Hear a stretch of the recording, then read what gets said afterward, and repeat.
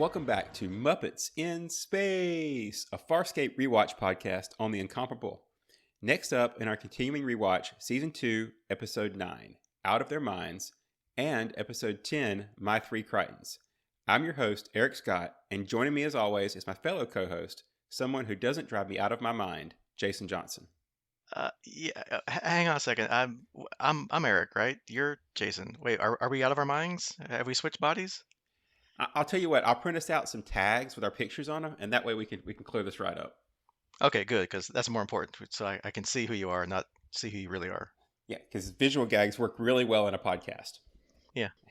And now we know that DRDs can print like an old dot matrix printer. So that's, there you go. Yeah, they're like little Polaroids that fly. Yeah, anyway. Yeah. Self-propelled printers. Who knew? I'm trying to come up with what the acronym DRD could stand for that has printing in it. I'm coming at a loss, so we probably should roll on. Yeah, I'm usually good at like making up fake acronyms, but yeah, that direct dot something writing device. I don't know, whatever. Fine, there we go. Okay, great. You just capitalized the R instead of the W. Yeah, reading, writing, arithmetic, 3R. Yeah. Anyway, that went off the rails quickly. Yeah. On a better note, at least our predictions last time were pretty spot on for what these two episodes were. So yeah, either we're great at guessing, or they were just so obvious episode titles that there you go. Yeah, I think we kind of have figured out the naming mechanism here, and B, these were pretty easy. So yeah. Although, as we'll find out at the end of this episode for next time, not a clue, because no help whatsoever. But hey, that's the fun. So. All right. So yeah, I guess spoiler alert, we did kind of enjoy these episodes as we're talking offline here or off recording. So it looks like Farscape's kind of hitting their season 2 writer's groove so far. Yeah, you can tell these were probably written in order and made sense and, weren't rushed too much. So yeah, good stuff. Yeah, when you have time to write a story and not be rushed, you write good stories. Who knew? Surprise. All right, so let's get into it. Season 2, Episode 9, as my cats chase each other around the room that I'm standing in. If you hear scraping and scuffling, that's why. Season 2... Cats out of the bag. That's right. Both cats out of the bag. Season 2, Episode 9, Out of Their Minds. Moya has been targeted by an alien ship, with the crew rallying to fix the defense screen. Remember that they salvaged off the Zelbinian from last season? It's still around. Zan has gone over to the Halosian ship, which is badly damaged, to try to stop them from firing on them. She is confronted by a bird-like creature called Tak, who is feigning being hurt and says his ship was attacked by Talon. Zan says that she can help them and that Moya has no weapons. Hearing this, Tak strikes her down and orders his second Yaz to fire. Dargo and Chiana manage to get the defense screen up just in time, but the effect of the attack on it causes a problem for the rest of the crew. When they awaken, Crichton is in Aaron's body, Aaron's in Rigel's body, and Rigel's in Crichton's body. They find also that the three of the crew in Pilot's Den have also switched bodies. Dargo is in Pilot, Pilot's in Chiana, and Chiana's in Dargo. Dargo's having trouble sorting out the sounds he can hear from Moya, being Pilot, so Pilot tries to explain to him what to do. Meanwhile, Rigel thinks it's all a dream, but when Crichton whacks him on the head, he finds himself still in Crichton's body. He attacks Aaron, desperate to get his old body back. Back on the alien ship, Tak says that Zan has lied. They do have a defense shield. He shows her a picture, a recording of Talon firing, and says that 30 of his crew are dead. It will take 3 Arns to recharge their weapon, and Zan tells them that they're wrong about Moya, but they remain unconvinced. Back on Moya, Pilot tells Dargo how to distinguish between the sounds that he can hear, and with everyone in Pilot's Den, Crichton gives them all picture tags to hang around their necks so they know who's who. Pilot explains what he last remembers. Zan docked on the Halosian vessel, and the defense screen was damaged by the shot, and it needs repair. Pilot thinks that if they align the defense screen to 62% power, like it was during the first shot, they may switch back. So Crichton and Aaron get to work on that. Meanwhile, Tak agrees to go over to Moya to see that she has no weapons, but Zan must stay behind as insurance. Back on Moya, Pilot is getting queasy when Zan gets in touch to explain the situation. Pilot begins foaming at the mouth, apparently rejecting Chiana's body. Meanwhile, the Halosian shuttle arrives, and Rigel, Aaron, Chiana, and Crichton go to meet Tak. As he arrives, Rigel suddenly needs to go to the bathroom and has to go in the middle of the maintenance bay after some how-to pointers from Crichton.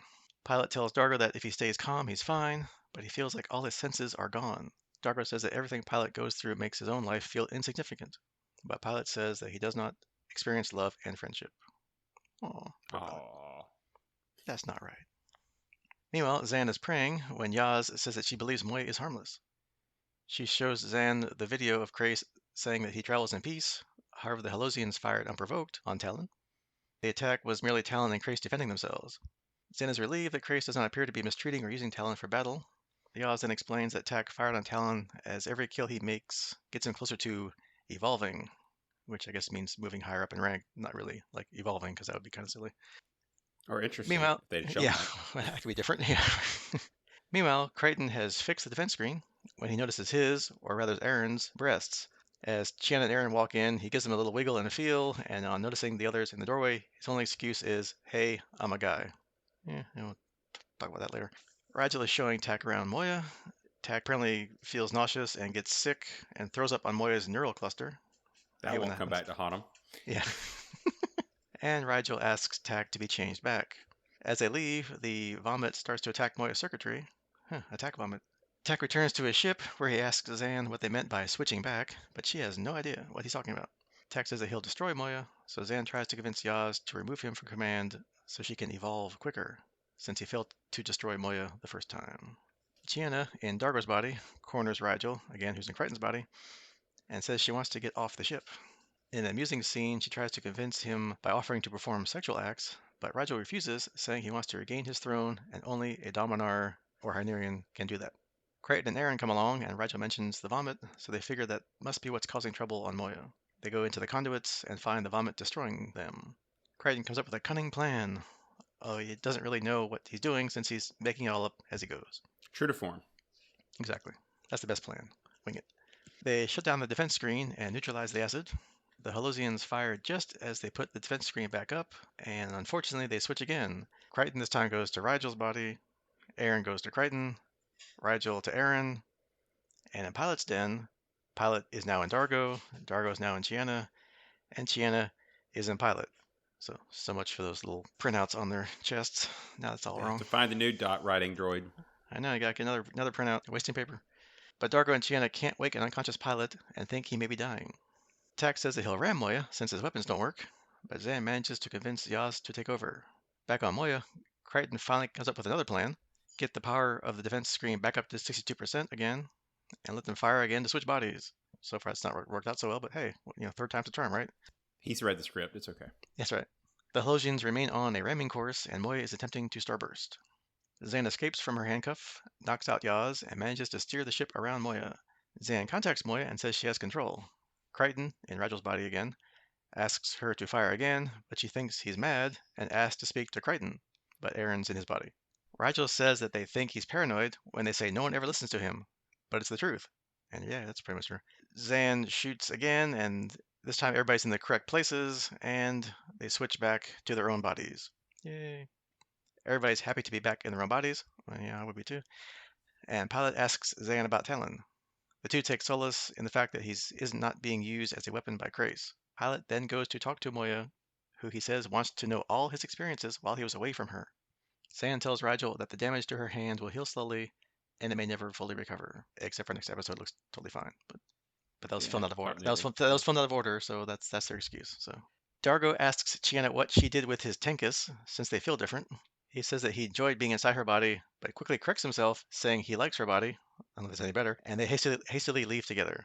Aaron mentions what Crichton did in her body, and he says it was interesting to be in each other's shoes, to which she replies, "You were in my shoes, I was in your pants." The end. Some trivia. So the cast rehearsed this episode by videotaping each other and recreating the relevant mannerisms. In the beginning of the show, ADR engineer Angus Robertson spent hours with each actor to ensure that their performances matched up. Ian Watson, the director, did not feel that the Hallucians were a deliberate tribute to the Skeksis from Dark Crystal, but Dave Elsie, the head puppeteer or head designer, admitted that they were like, originally in the script, the Hallucians were described as bird-like, and the first thing that jumped into my head were the Skeksis from Dark Crystal. One of my best friends in the world is a guy called Lyle Conway, who designed the Skeksis, and also the plant from Little Shop of Horrors. And at the very beginning of when the Creature Shop was formed, he basically had my job in London. I still think that these were some of the best things the Creature Shop ever has done. They are a cheeky nod to those characters, and I never thought for an instant I'd get away with it. The original plan was to have everyone overdub the voices with the actor that normally played the character, but the director changed that because he felt the swapping would be more effective with the actors themselves, and less annoying, as we'll explain later. During the scenes immediately after the first transformation, dual-track audio is used on the dialogue, with the lines being spoken by both actors. This effect disappears after Crichton assigns everyone photos of their real selves. All right, so what did you think of Out of Their Minds? Well, as we kind of already said at the top, this was a really kind of well done episode. It was enjoyable. I don't think I checked the clock. I think we've hit our groove. Back like we said, they've got past the rushed episode timing that they had on the first couple that we had issues with, and yeah, it was pretty good. Yeah, and I kind of left off one little bit of trivia because it's kind of interesting. This kind of story was always in their plan for the show, but they wanted to do it back in season one, which I don't think would have worked all that well, right? Because you kind of have to have a good number of episodes under your belt to kind of pull off something like this, where each actor's acting like the other acting like the other characters. So you kind of have to have a lot of time, or at least a lot of episodes done for those characters to develop over time, and for the actors to work together long enough to get that kind of idea of how the other actor would act like them, and vice versa, right? Yeah, that makes sense, and I think that it also lets the audience get to know the characters and the actors, right? So we have a familiarity with how the actors portray their characters, and it makes it even kind of more interesting when you see the actors take on the mannerisms of the other characters, because you're so used to seeing that from the other actors, and they're doing a great job of impersonating each other. Yeah, because if you do it too early, they haven't really had time to get that bond, and then even the audience is like, okay, well, who's the difference between Aaron and Crichton? Who cares? Like 30 episodes later, yeah, now it makes more sense. Now you can have more of a laugh and more of a oh look, Dargo's acting like Tiana. He's like weaving back and forth, or oh, Crichton's talking like Rigel because Rigel's in his body, that kind of thing. Which I bet they had a ton of fun doing. Yeah, I wonder how many outtakes that might have had if they didn't, or they're just goofing off with each other, like I don't talk like that, whatever. Oh wait, I'm going to YouTube right now to look for that. Yeah, I'll have to go check that out. And like I mentioned at the last of the trivia, I'm kind of glad that they did not do the opening like overlapping voice trick when each character got first swapped. When like if Crichton was talking, you heard Ben Browder's voice and Claudia Black's voice like over like kind of like half a second apart or whatever, and that was like really annoying. So it was cool in the beginning to show okay that's what's happening, that's what's going on, but for 45 minutes of that would have been really hard to understand even with like subtitles on, right? Right, and I noticed it when they did it. Obviously, I mean it was an effect that I kind of caught, but they moved past it so quickly that I didn't hang up on it. And it really wasn't until we hit the trivia that I realized that it didn't even cross my mind that they could use that for the whole episode. Yeah, that would have been much more torturous. And plus now we have the running gag or whatever that the DRDs are also self-propelled printers. So hey, that's kind of cool. Dot writing droids. There you go. Yeah, that's old already. Sorry. All right. Yeah. Hey, whatever. Yeah, I mean, they're capable of anything. Yeah, and it made it easier for the audience. Print. Yeah, to see the fact that this is Dargo, but he's got a picture of Chiana. Okay, so it's Chiana versus trying to weed through the audio and try to piece that together in your head. So it worked out. Yeah, agreed. Although I think that especially like we've kind of beat up a good bit that this far into the season, we're familiar with the mannerisms of the characters, and the actors do such a good job of impersonating those mannerisms that I didn't need those. Now, somebody who this was their first episode, sure, those may have helped, but I honestly didn't even need that. I could tell which one they were supposed to be just from the start. All right, so let's address kind of the running gag that they had in the show. So obviously, you're in a new body, and everybody kind of reacts differently. You have like a Hynerian in a human body, doesn't have a clue what's going on, and has no idea how to go to the bathroom. So John's got to tell him step by step how to go to the bathroom. Okay, that was kind of funny. Yeah, he should have given him a few more cautionary instructions, but sure. Yeah. Then we have something that's cringely, awkwardly funny, like John's in Aaron's body, and then like fortunately not towards the camera because this is a PG show. Takes off her shirt and kind of bounces around. Like okay, that's kind of awkwardly silly. And then Aaron kind of missed the same thing that when she was in John's body. I guess she checked out the equipment, so to speak. Okay, I get it. I'm sure if we somehow were to switch bodies with another person or something, we would at some point maybe want to just see what things are like. But some of it was not exactly ha ha funny funny. It was kind of like, yeah, okay. Yeah, I get it. I mean, a lot of times in these episodes, these type of episodes, it's kind of hard to skip those beats. They like to get them in there, and at least I don't feel like they focused on them too long. They kind of dispersed them any more than we had, and it would have been too much for me. And again, to hear you talk about it, obviously it's not the best parts of the episode. I will say that I give more credit to to Erin's part, where at least she told and didn't show, because I think that's one of the few cases where telling not showing is a better way to go. Yeah. Yeah, there's some things we don't need to see on camera or a high shot with hands going like that. Okay, don't need to know that. Okay, just mention it and we can move on. That's cool. or maybe hint and cut, well, I guess would be the better thing here. Not we got a good amount of time spent on it, and I guess that's what you get. Yeah, I mean it was more fun watching them interact with each other normally as in different bodies, and how they had the same mannerisms of their minds versus their bodies. So that was the more important part of the plot. But yeah, I mean, you got to throw in the sophomoric humor there. That's Farscape, so that's what you get. Although we do kind of learn a little bit more about Pilot and Moya in a way. Apparently, Pilot's species, or just I guess probably the species, must be kind of good at multitasking, because you got all this input from Moya somehow, however they're joined together, and he's only like still halfway joined now, as we learned from a couple episodes ago. He's not fully joined, so he's got all the input or half the input from Moya, plus his own stuff he's going on with. And both Dargo and Chiana had kind of a really hard time when they're in Pilot's body trying to handle all that stimulus. And it's kind of cool how the Pilot's trying to explain like there's like sounds and colors, and like focus on like that color and that sound to do like life support. Yeah, I mean, anything we get a little more of in the details of how Pilot interacts is always kind of cool. And I think we talked about different things about how they were some different interactions and stuff. But I think, in my opinion, if I had to find a criticism with this episode, which, as we said, we really enjoyed, it's that Pilot kind of got sidelined once they hit this part, right? He had a reaction to the body swapping that I don't know that we got a great explanation on, and he's just kind of out of it for the rest of the episode. Pilot doesn't get to do anything where the rest of the characters are trying to figure stuff out. Yeah, because they didn't even bother to try to explain it. Just Pilot couldn't move in another person's body. Okay, well, Pilot doesn't have legs. He has like these little claw things. Okay, that makes sense. He doesn't know how legs work. Okay, but then like the foaming at the mouth and like passing out and going catatonic, I'm like, okay, no one else has a problem. Is this just drama? Oh, he could die in someone's body, and just ooh, they gotta fix the problem soon. We didn't really need that because we already had the drama of the other ship like trying to destroy them. So that didn't kind of make any sense. Yeah, and they didn't really give a time like, oh, he's fading or anything, other than the drama of him having to wake up just in time to stand up in the right spot. That was really the only drama we got out of that. And I didn't think we needed it. Like you said, we already had the ship and everything else to worry about. Yeah, it's kind of like the extra drama that we don't really need because we have more drama going on. So I guess kind of speaking of being sidelined, it's kind of too bad that Zan wasn't on the ship to see how she reacted to being in a flesh and blood body, or others being in like a plant body.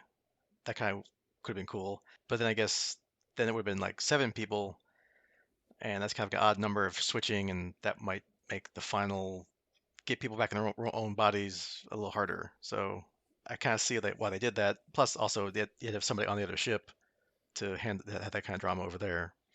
Yeah, it gives us our focus for being on the other ship. And, that actually does surprise me, considering that, we kind of sidelined Pilot, and then to have Zan, not necessarily sidelined, she got a lot to do, but at the same time, she got left out of the body switching. And we have been getting a lot of good information on her plant side from some of the recent episodes. So it would have been interesting to see the other characters react to her physiology. That would probably been better than the other physiology jokes. Yeah, it's been like decades since I saw the Dark Crystal, but before I read the trivia bit, when I did see the creatures, I'm like, hey, those kind of look like those things in the Dark Crystal. I forgot their name because I saw it like once, like I said, like 20 years ago or whatever. But so I'm kind of glad I wasn't alone in spotting that. So I guess I'm going to lose a little nerd cred here, but I've never actually seen the Dark Crystal. I'm familiar with it, but never actually watched it. So I guess at some point I should revisit that. Yeah, I haven't caught like the not reboot, but not the sequel, whatever. They did something a couple years ago, I think. I don't know if it's like That was on Netflix, I think. something. Yeah, I'll have to go back and look at that, but I never got around to that one. But yeah, and it's kind of like the creature shop doing what they do, making believable aliens. I mean, yeah, they kind of looked a little stiff and puppety, but that's kind of what they were in the year 2000, and on a TV budget, that's what you're going to get. But for what they did, It, they looked amazing. yeah, I mean, if we haven't established it by now, this is Muppets in space. So come Exactly. on. So you have to have a Muppet. You got two Muppets on the ship. Now you got two Muppets on the other ship. Hey, Muppets all the way down. We just need some pigs. Yeah, pigs in space. That's the play. That's the play on the title. That's why we did it. Yeah, it's there. It only took me however many episodes to hit it directly on the nose, but go ahead. Sometimes comedy is subtle. You just have to. Which is actually, I'm going to use that as a segue to say that, I guess if I did have a real disappointment in this episode, I nitpicked earlier, but if I actually had a disappointment in this episode, it's that they didn't name drop the title in the episode. Yeah, I mean, this one would have been easy to drop out of your mind, out of their minds, or something. Like when Rigel was Crichton, or Rigel was in Crichton's body and talking to Zan, and Zan's like, "You're not making any sense." No one explained it to her over the comm. That'd be a perfect time to say like, "That's because they're out of their minds or whatever." But, Yeah, y'all must be out of your minds. Yeah, it's something fun like that. Yeah, oh well, yeah, you can't always drop the title in the episode. but you should try. That's right. It makes it more fun for us watching it 20 years later. Especially when they don't list the title like on the screen, like how like Star Trek lists the title of the episode, the opening scene. They don't list the titles of these episodes anywhere. So, but it's fun That's after the interesting. fact. Yes. So, hey, the defense screen's back. They got it way early, like what, like episode 6 or something of season 1, and I don't think we saw it at all, hardly for the first season. And now 10 or 9 episodes into season 2, it's like the second or third time we've seen it. So, I guess now it's a thing. And they use it. It's just part of the ship now. And oh, remember that thing we got? Let's just use it now because we have it. Yeah, it's going to evidently be this season's recurring salvation. It seems to be come up a pretty big part in each episode, assuming it still works after the last couple. Yeah, because I mean, it's I guess that's also the running gag with the shield is like it works for a little bit and then it doesn't, and then it blows up and they have to like fix it and it blows up again. So, Yeah, although creeping vomit's kind of hard to recover from. So yeah, that was interesting. That was a neat. Again, I don't know what that was. I mean, you can nowadays you can speculate like something like nano thing or why this creature throws up sentient or programmable vomit. I don't know, but okay, interesting, cool, different idea. yeah, pretty well executed in the prop department too. Yeah, I mean, it was a good way they did it. It looked kind of like I don't know, like Jello or gelatin or something, oozing around. So it's probably a fun time on the effect stage to make that move around. It was, yeah, definitely a shocking day. Yeah, right. Literally. And I guess we also learn that Crace and Talon are still around. We didn't just forget about them. And at least this time, Crace hasn't gone off the deep end completely. He's not like twirling his mustache and being evil and shooting all the ships he comes across. He's at least trying to be nice, or at least well nicer. And I guess they mentioned that Talon's getting bigger and stronger because pretty much he almost destroys that ship, which is much bigger than he was. They did a good job, I think, with showing that we're at first we're kind of introduced to the concept that Crace showed up and Talon just fired on them indiscriminately, and that's totally believable, right? Because Crace is a bad guy. We spent an entire season with him being the bad guy, and then it's kind of a neat twist at the end that we find out actually he didn't. It was provoked, and kind of leaves you wondering, well, then what is their goal? What are they doing? So it was a nice reminder that they're out there.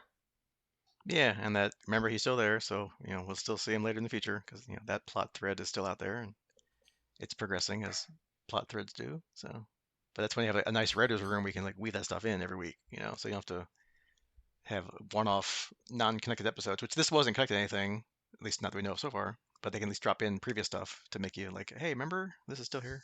Yeah, I mean these episodes might not have been sequential to anything directly, but they're definitely callbacks and references to things that we've seen or tech they've picked up, all the different kind of things to keep it in a linear. We feel like we're progressing. It's not just Creature of the Week, although it is Creature of the Week. Yeah, and as we've seen and commented about tons of times before, this is like building the characters. Yeah, and then they'll reference something like this later. We still talk about Aaron being like half pilot DNA from like, almost a whole year later, episode wise, not podcast wise, but so, as long as they And keep getting good stuff, then they'll keep referencing it. And so you remember that thing we did back ago? Poof, here it is again. and that was even from one of our least favorite episodes. So, credit there. If it's terrible, they can still get something nice out of it.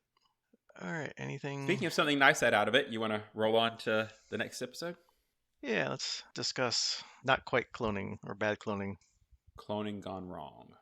All right, Season 2, Episode 10, My Three Crichtons. Aaron is in the maintenance bay pulling some Moya components out of Crichton's module to use in her prowler. Crichton objects when a ball of energy suddenly penetrates Moya's hull and examines everyone in turn. When it reaches Crichton, it hovers above his head, so Aaron shoots it. But it expands, enveloping Crichton. Oopsie. Whoops. Not the smartest move there. Dargo comes along to see what's happening, and the ball starts to vibrate, throwing Crichton back out, shortly followed by some beast, which lands on Crichton and then runs off. Crichton can't remember what happened when he was inside the ball, while Zan finds some blood from the beast on the floor. Rigel tells Dargo to sniff out the creature, but Dargo can only smell Crichton. Chiana's trying to get Crichton to explain what happened, but he asks her to get him some more clothes.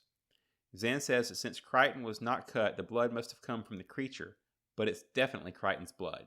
Chiana goes to Crichton's quarters, but the beast is in there and corners her.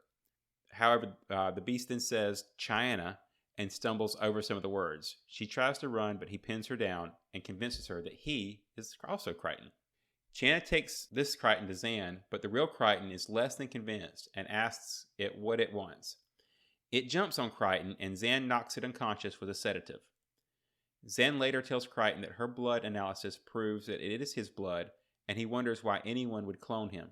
The ball starts fluctuating again, and out pops another Crichton. This time, apparently, a more evolved future version with a super brain. The crew lock Future John in a cell, and the real Crichton quizzes him. Future John explains that he is like an alternate version of Crichton, with all of his memories intact, so the real Crichton questions him to test his memories. The ball starts fluctuating again, and now it's creating an interdimensional portal that's trying to pull Moya through. Future John tells Aaron to use the defense screen to counter the pull, but the real Crichton has already thought of it. Future John tells Aaron that they have to do this right, so she agrees to take him to help, but only at gunpoint. Crichton is sorting out the defense screen. Hey, remember the defense screen? Yeah, it's still there. It's still there. When Future John says that they have to calibrate it to the ball, so they must reduce the setting to 85%. After quickly mulling it over, Crichton goes with it, and the screen is successful in reflecting back the ball's pull, but Pilot says it will probably only last about 4 arms. Beast John wakes up with Chiana by his side and again gets angry, although she manages to calm him down. Future John comes along with Aaron, but says that they won't learn anything. He mentions that Crichton is the template, the original, and they are the copies, and then asks Pilot if the ball has communicated yet. But the real Crichton is already looking at the signals. Future John joins him and reanalyzes the communications. The ball starts communicating, but now only the Crichtons can hear it. It is a vessel, and it needs one of the samples, quote, to go back. If it doesn't get one, it will absorb all biomatter within a certain distance of its radius. Dargo asks what's going on, and Crichton says that one of them is going to die. Dun, dun, dun. Dun, dun.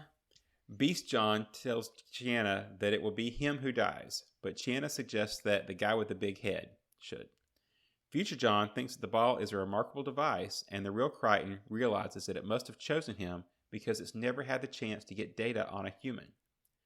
Future John says that the answer is to return the most expendable one of them, which is Beast John, according to him at least, but the real Crichton says no. Rigel agrees with Future John, but Crichton says that they may be wrong and they can't just chuck him through like he's nothing. Future John says that they'll see what they can do, but when the time comes... Chiana tells the Beast that she knows Crichton and they'll get through it. He says that he does know Crichton, he'll save Moya, save Pip, and there's only one answer. Pilot says that he doesn't think that Future John will be successful in analyzing the samples. Pilot says that he and Moya would never expect an innocent being to die, and he will understand if Crichton leaves. Crichton says he won't, and Pilot says that if they have the solution, but Crichton will not stop until he has to. The defense screen is failing, so Crichton is called to command. Future John is talking with Zan, but he says he won't find a solution. It's over. Zan can't believe he's giving up, but he says he's facing reality. Zan says he's no longer the Crichton she knew. The real Crichton is trying to patch up the screen, but Dargo tells him to start facing reality, but he responds that he needs more time. The wires explode and the defense screen is almost down. Poor defense screen. Future John tells him it's time and offers to take care of it. Crichton asks how he can be so calm, but he says he's prepared to do what has to be done and tells Crichton not to feel bad. Dargo goes with Crichton, but Chiana has hidden Beast John away. She set him free. Chiana chews Crichton out, saying that he thinks Beast John is nothing, but he's him. The ball fluctuates again, and Future John tells Aaron that they must reassess, and says it would make sense to get rid of Crichton. But she disagrees, so he knocks her out. Crichton finds Beast John, but lets him go, and joins Future John in the maintenance bay. Future John says that he thought he would let Beast John go, but Crichton says they couldn't save themselves at someone else's expense. Future John says that he sees him as Crichton sees Beast John, and fires at him. Crichton dodges, and Future John says that if Crichton wasn't here, he would not volunteer to go. Crichton pulls his gun on Future John, but throws it down. He couldn't do it. Future John knocks him down, saying that with Crichton here, he would always be an outsider, and Crichton says that if he's the future, then he's glad he won't be there to see it. Beast John suddenly leaps in and kills Future John with a pipe. Saying that this is not his place, Beast John accepts his fate. When Crichton says that he understands, Beast John carries Future John through the ball. Dargo comforts Crichton, saying that Future John is only one possible genetic path. Shanna says that she heard what he did, but he says it took a while and then he needed help. Shanna says she's glad it worked out, and he says he wishes he could be, but the least developed one did the right thing, and somehow she knew he would. She says she knew because she knows him, and then she leaves him alone. A little bit of trivia about this episode. This is the first episode of the series not to contain any guest stars.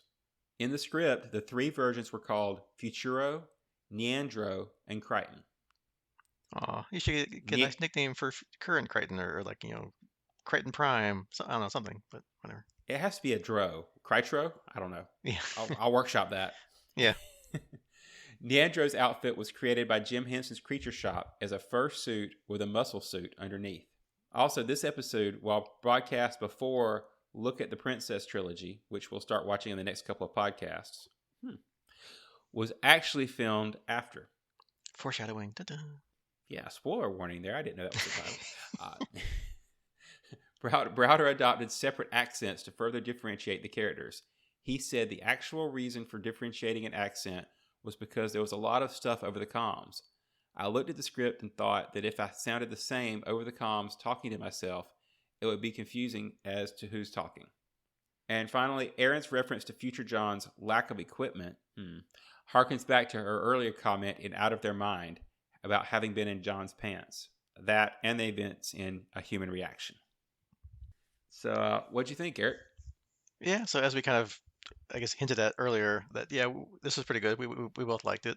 I guess the only nitpick I could make is that some parts kind of dragged a little bit. Not a lot. It's kind of like they could have maybe written it a little tighter, or had maybe a couple more or not a couple more, but maybe another subplot or two, or less of a bottle show, like if they had like a guest star or something, so they can kind of be confused or have some kind of more interaction. But other than that, it was a pretty good episode. It had some nice acting, and obviously, Crichton trying to act like three different people, which I guess it's probably a long day for him to have to do like three different kinds of makeups and suits and prosthetics and stuff. So, props to Ben Browder for putting up with all that. Yeah, I bet that brain thing took a while to put on, so I can see that. I will say that there are a few times I would say losing the thread, but I kind of was ready for them to move on to the next scene. But about the time I started feeling that way, they'd pick it up and they'd have me back again. So I don't think I quite felt it drug as much as maybe you did, but I definitely saw some of the spots where they probably could have tightened it. Yeah, it's kind of like they had a good idea, but they couldn't quite fill like 40 or 45 minutes with it. It's got maybe like 40 minutes, and they kind of had to make up 5 minutes somewhere. Yeah, although I think it would be tough. You kind of mentioned having another guest or something because this was one of the few that didn't have a guest star. But I don't know. I mean, with two extra Crichtons running around, it seems kind of hard to shoehorn another extra character. Yeah, or trying to have them explain, what's going on or whatever. At least keep it to the crew. It's a bottle show. I'd say you're trying to save money, but then you got basically three Crichtons and three makeups. And I mean, I guess obviously you shoot them all in contiguous, do the beast stuff. Okay, get out of that costume, forget that, you're done, we're done with that, throw that away, and do the rest. So, but yeah, I can imagine that probably increased the production time on this thing a little bit. Probably made for some fun acting where he's having to act against himself who's actually not really there, right? Yeah, like you get the stand-in or like, the green screen with like the X. It's like, that's you over there. Okay, whatever. I kind of mentioned in the previous episode that when you watch these, they don't show you the title on like the intro of the episode, like how Star Trek does, or other like I think Stargate or somebody shows you the title in the opening scene. So for us who already know that and knew the title, we know that there's probably three Crichtons because of the title, My Three Crichtons. But otherwise you kind of wouldn't know that. So they do kind of have a little brief mystery of what's that creature that came out, what is it? But then they kind of like we don't have time for that. So Zan just comes up right out and says, "Oh, the beast's blood's really Crichton's." So okay, great. Then when they're tracking the beast, Darby says all I can spell is Crichton. So you kind of get the hint pretty soon that they're both Crichton. They don't kind of string it out too long. No, I mean when the Beast Crichton first emerges, we don't really get a good look at him. I mean, again, I knew what I was looking for, but I could see, especially watching it on 2000 size TV, um, that that could slide right by. But they pretty quickly, like you say, bring the audience into the loop, and even the crew kind of figures it out really quickly. So we don't spend a whole lot of time working on the who's who aspects of it, and spend a lot more time on the problem, which is kind of a neat way to. Probably why I didn't feel it drug so much, because we got past that part and pretty much immediately went to solving the personality issues.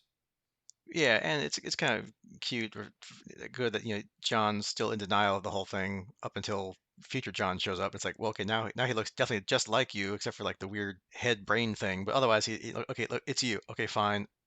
Then this other thing is me too. Great. So but that's good. That's what you would do. You wouldn't think that, oh, I've been like cloned. It's just something that the thing let out. It's not me. It can't be me. That's impossible. Well, and even then, he denied it up until future John not only remembered some or could tell him something about the past, but could tell him something about the past that he'd forgotten until he was reminded about it. That was a nice Yeah. touch. Yeah. I mean, you can only deny it so long before the reality hits you right in the face. And that was our first instance of knowing that future John actually remembered more and had better cognitive ability than Crichton Prime. Yeah, because you would think being basically a weird, not pulsing head like the Telosians on Star Trek, where they had the big brains, but you could at least pretty much, I guess, above his forehead was pretty much like pretty much a brain with no hair kind of that kind of look. So it's like you would hope that if his brain's on the outside, knows more or has more brain capacity. Yeah, it seems kind of dangerous to have that much exposed brain, but yeah. Yeah, that might hurt if you bang your head on. Anyway, I I, guess I was keeping having Krang flashbacks, but whatever. Yeah. I guess keeping with the other TV show kind of thing going on, I guess you kind of have that like Beauty and the Beast thing going on with Shiana and Beast Crichton because they're pretty much like together like the entire show more or less. So that's kind of neat. And also, no one really seems to want to stand up for Beast Crichton for most of the episode. Current Crichton, our Crichton, comes around at the end, but pretty much for the most of the show, it's kind of like everyone looks down on poor Beast Crichton. And it's cool that she points out that the attributes that Beast Crichton has that she likes are things that she likes in the real John, right? I mean, it's his kindness and his personality that she brings up and mentions to him at the end. That is how she knows him, and that was the part of Beast Crichton that she found appealing and had issues with in future Crichton.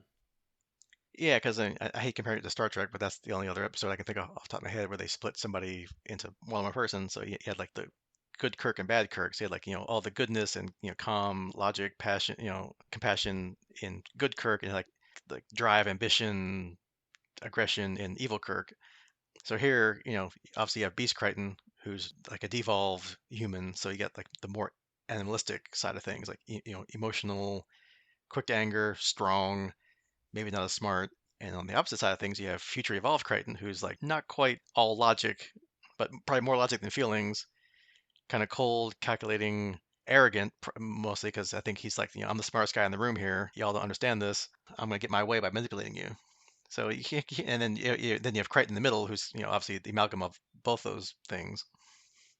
It would have been interesting, I think, to have future Crichton leave behind some sort of solved puzzle. Maybe provide a key to some of the wormhole stuff or stuff. Not that obviously we want that solved yet, but something to show that he has the great expanded intellect that he keeps talking about. That things are becoming more clear to him and all that. But probably wouldn't have lined up with his selfish nature. I will say that one of my favorite things between the Crichtons, especially between future Crichton and Crichton Prime, whatever we're going to call him today, is the accent that and we mentioned this in the trivia, I think, that Ben Browder picked up to differentiate between the Crichtons. And, obviously, as given the accent that I have, I always think it's interesting to see. I found it interesting that they chose the more southern sounding accent to differentiate the intelligent character, since that's usually not the way that media portrays the southern accent. Yeah, that's true. So I guess the future's all southern, right? If it knows what's good for it. That's right. Yeah, because I kind of like, wow, he's really laying on the like southern like Alabama, Georgia kind of accent there, whatever he's doing, and like, wow, okay, but hey, it's kind of cool. Like he said, it's easier to differentiate. Oh, okay, that's this Crichton talking, not the other one. And obviously, Beast Crichton had a mouth full of prosthetic teeth, so I'm like, he's like, what? It's kind of hard to understand him, but hey, that's another way to differentiate it. Yeah. Although they did a serious job on future Crichton's teeth as well, so I don't know. That Yeah, was I did notice uncomfortable that looking he to had, he me. had like those like perfect shiny glow in the dark white perfectly straight teeth. So like I guess that's the future too. We get your teeth are perfect. I don't know. Yeah, almost to the point where they weren't separate teeth. It was kind of creepy. Yeah, I guess I don't know. Maybe we evolve into like herbivores and we don't need those spiky incisors and stuff. I don't know, whatever. But hey, at least it's I'm cool out. that they're thinking about it and they're projecting what would a future human look like. So yeah, it's cool. They get to play around with stuff. And I guess speaking of Future Boy here, I mean, basically he's willing to sell out his other two versions to stay alive because obviously he's the smartest one, so obviously he's the one that's got to stay behind. The rest of them can just go in the sphere and get dissected and whatever, but he's going to save himself. He's going to save number one. Whereas Beast Crichton is kind of the opposite. He pretty much knows that it's going to be him because I guess he knows he's like or he thinks he's the least important of the three. But it turns out that in the end, he saves the day, and he's the one that's kind of the more compassionate, the more I guess the more human or the more evolved, haha, quote unquote, than at least Future Crichton anyway. Right, and I think it shows that the important thing there, and obviously, they were. This is exactly what they were going for, was showing the importance of the compassion side over the logic side. Right, that he's willing to sacrifice himself for the crew because that's his family, and Future Crichton even outright says that he would sacrifice them before he sacrificed himself and just take the chance that they would survive going through. Hmm. Yeah, and pretty much like you said, like Beast Crichton, that's also that side of our evolution or whatever, like the protector, the nurturer, so he has no problems, killing Future Crichton to save current Crichton, but then knowing that now they both can go into the sphere and leave the current Crichton. So that further again proves that he's the better of the well, at least of the two Crichtons anyway. Yeah, I will admit though, I didn't see the death by the pipe in the study coming, so Be- that Beast surprised me a little bit. Beast Crichton in the maintenance bay with the lead pipe. Yeah, that's Yep. yeah. I just thought like, oh, maybe he's knocked him out because then they're gonna do something, or he'll pick him up and they'll go through together or something. Well, they went through together and he picked him up. Just he was dead. Like, okay. I mean, I guess the thing doesn't care. It's gonna dissect and analyze him anyway, and it's got one that's alive, one that's dead. So okay, bonus, whatever. I'll So say that may have worked out better for Beast Crichton because now that they don't have to, if they need tissue samples, they've got the dead one to pull it from. So yeah. yeah, hey, maybe he's smarter than he looks. Yeah, who knows? Any other comment before we wrap up the show? No, again, we liked both of these episodes, so yeah, thumbs up. Yeah, I mean, overall, yeah, like we said, we like them. They were both pretty good. So they're really hitting their stride again. We've had like what 4 or 5 good episodes now in a row, so that's a good sign. With half a season to go, so hopefully they keep that going. Yeah, I mean, my Three Crichtons kind of dragged a little bit, like I said before, but the interesting kind of philosophical kind of thing made up for it. Out of Their Minds, we said was great. You know, it was the right place to put it. They had long enough to grow into their characters, long enough to watch each other act, and long enough for the audience to understand them acting different. So that was pretty, I guess, the sweet spot for that episode. Yeah, these were, I think I've said before, we really liked them. They were two of my favorite episodes from this season, and probably line up with the best of season one. You know, possibly with the exception of the two-parter season finale, because that was just pretty good. But they're just kind of my style of story. I really like, you know, especially the first one where they were doing the interactions between the character impersonations, right, where each character was taking on the other. That's just my style of storytelling, and I really enjoyed them, even with some of the problematic references. Yeah, questionable content. And as I said before, you know, I was disappointed in the lack of title drops in both episodes, but you know, you take what you got. Yeah, I mean, you figure, probably current Crichton would equip something about my Three Crichtons, because that would, although it took him a while to figure out that there were Three Crichtons. So, okay, maybe we can give him that one. He had a rough episode, so Yeah, he had a bad day there. The defense screen keeps blowing up in front of him. It's just nothing works. It's not his day. yeah, they're going to need a new defense screen at some point. Yeah, well, we'll see if they ever fix the wonky defense screen. Although I guess that's their stick now, so you can't fix that. It's got to stay, It's got to marginal. at least be able to get to 85%. Yeah, they love the percentages on those defense screens, these last two stories. So they're pretty specific on percentages of the power. Yeah. It never needs to go to 100 though. That's not needed. So yeah, That's right. It doesn't go to 11, is what you're saying. no, but actually 11 could be referenced. That's pretty low. So Well, speaking of 11, speak of 11. hey, numbers. All right. And that was a great segue. Next time, season 2, episode 11, Look at the Princess, part 1, A Kiss is But a Kiss. And episode 12, Look at the Princess, part 2, I Do, I think. And like we said before in the trivia, this is like actually a trilogy. So this is the first time that we're doing a trilogy in Farscape. And our usual guessing game, I mean, not a lot to work with here. So I guess we can pretty much guarantee there's probably going to be a princess that they're looking at, because that's the title. So maybe the first one, obviously you meet the princess. Some romance probably involves. And next time, sounds like there's a proposal and maybe marriage. Other than that, since I didn't look ahead to see the third episode title because we're not there yet, that's where I'll leave it at that. And I'm guessing they probably don't keep being married, because I don't think there's another character that suddenly pops up on the show being married to somebody. So somehow it must end at some point. That's all Yeah, I got. I think that tracks. I'm not gonna. I don't have enough information to make a title guess. I will say that just as my grumble, I hope they don't mess with Crichton. Right? We've had plenty of Crichton romance episodes, and I think he and Aaron are in a good place. So I really don't want that to happen. So if I had my pick, I think I'd like to see these be Rigel based. Yeah, I mean, Rajo's good with wives. He says he has like what 18 or something of them. So yeah, maybe what's another one? Just add it to the. Yeah, just another Hynerian princess, and we're good to go. Yeah. And then as I was looking at or thinking about the title or looking at the title, that does kind of trip like a memory, like this three-parter. So this might be where I started watching Farscape back 20 years ago. I'm not sure. So I guess after next week's watch and podcast, I will tell you if yes, this is what I remember, or if there's some other multi-part thing in the future that I think there's like weddings and courtship and something that I remember, I think, from this next one. We'll see. All right, so that is your homework for next time. Just 2 out of 3. Don't watch all 3. Only watch the first 2. And we'll see you next time. Goodbye.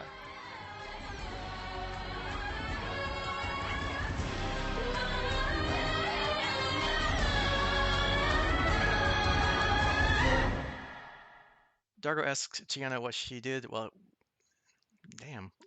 Dargo asks Chiana what he. God. Dargo comforts Crichton, saying that future John was the only possible genetic was only one of the Moya.